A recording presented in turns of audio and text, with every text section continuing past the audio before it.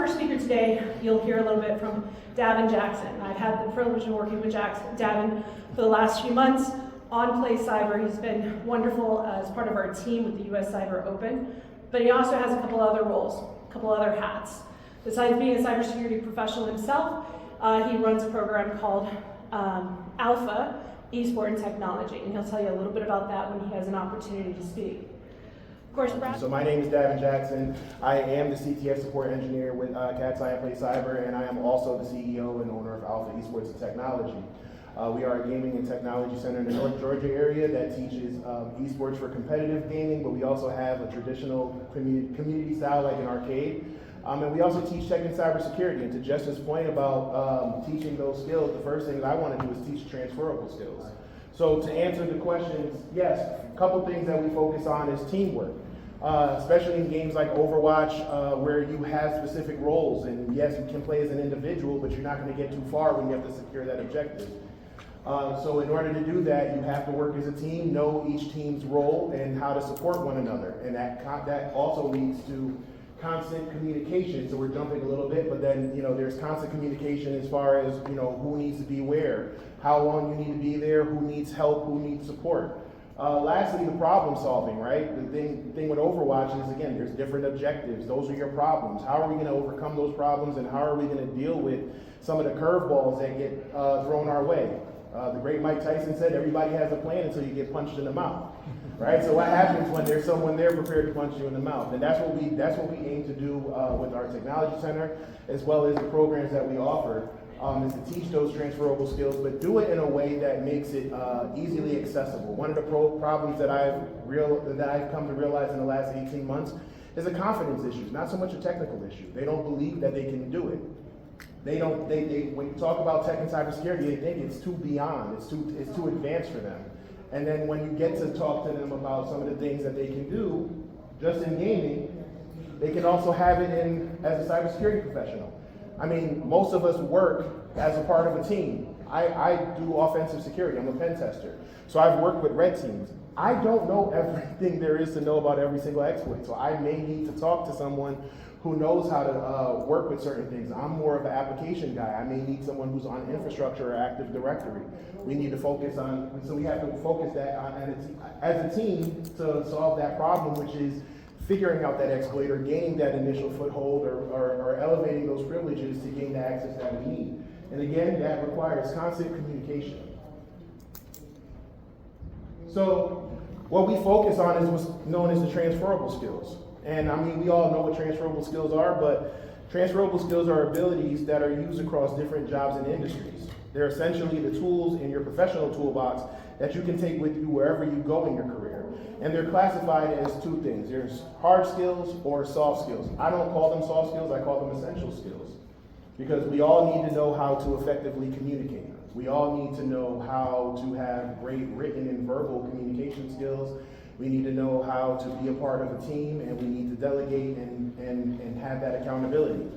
Hard skills, these are your technical skills. So these are your hands-on skills. This is your coding, your data analytics, how to use specific software and programs.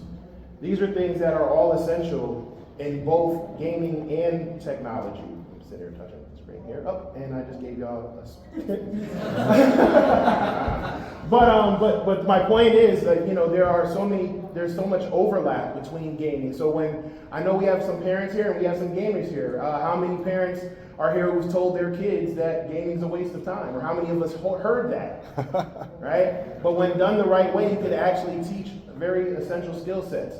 One that I'm proud of is teaching the phases of a penetration test using gameplay in Fortnite.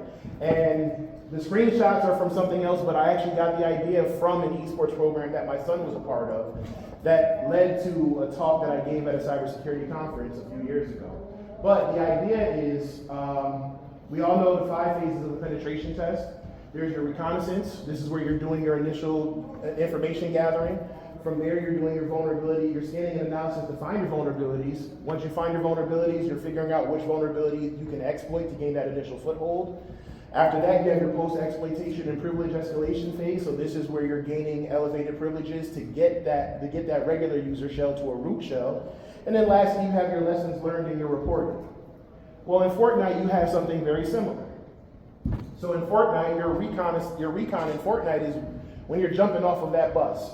You're finding that initial point of interest, and you're gathering your materials, maybe your weapons, and after that, you're going to start moving around the map looking for signs of other players. This is recon. This is what you're looking for. You're looking to see what information you can gather on the map in the very beginning stages of your match. Now let's say as you move forward, you look off to the corner, you might see, for my Fortnite players here, you might see a build somewhere, or you might see a house that's been destroyed. That tells you that someone's close by. You look over to the far corner, there's someone else, you start picking away at them. I'm not going to use violent terms here, but you start picking away at them, and as you do, you see the little blue number here, and after a while you'll hear a crack. That's essentially finding a vulnerability. You've fuzzed your target, you've tried to figure out what works, you've heard that crack, they are now vulnerable, they are ready to be exploited. Okay? So now you get closer. Again, I'm not going to try to use violent terms, but you go and you find something that is effective for the job you are trying to. Sometimes it might be a rocket launcher, sometimes it might be Metasploit. You never know. But when you're ready and you're prepared, you take your shot. Exploitations and success. You see it says eliminated. Okay? Privilege escalation or post-exploitation. This is where you're getting your loot. This is where you're gathering more information. So now you gather more intel. You're gathering more materials. You're gathering more stuff to your arsenal to then go on and start the process all over again. So in pen testing, we get more information to pivot to another target and to elevate our privileges. It's no different, right? You keep doing this until eventually the match is over. And when you do, all the targets have been eliminated, your assessment's completed, the final step is to write your report. Well, we don't have to write the report in Fortnite, we can just hit a button and it tells us all the information we have here. So, in a nutshell, I know it's a quick overview of it, but this is one of the things we do to try to explain to our kids, you're already doing a lot of these things. And what it does is, it builds that confidence in them, but then it's a light bulb. And what I found is once you show them that they can do it and once you build that confidence in them, the technical skills aren't that hard to teach after that. It's just getting them to believe that they can do it. So again, it's not too far off from what we do. Yes, it's a little bit exaggerated with the flaming horsetail and stuff like that, but you can teach these transferable skills and things that they do every day. It's just meeting them where they are and meeting them halfway and teaching those effective skills and essential skills to help communicate and build that teamwork. All right? Thank you, and I'm going to pass it off to Brad now.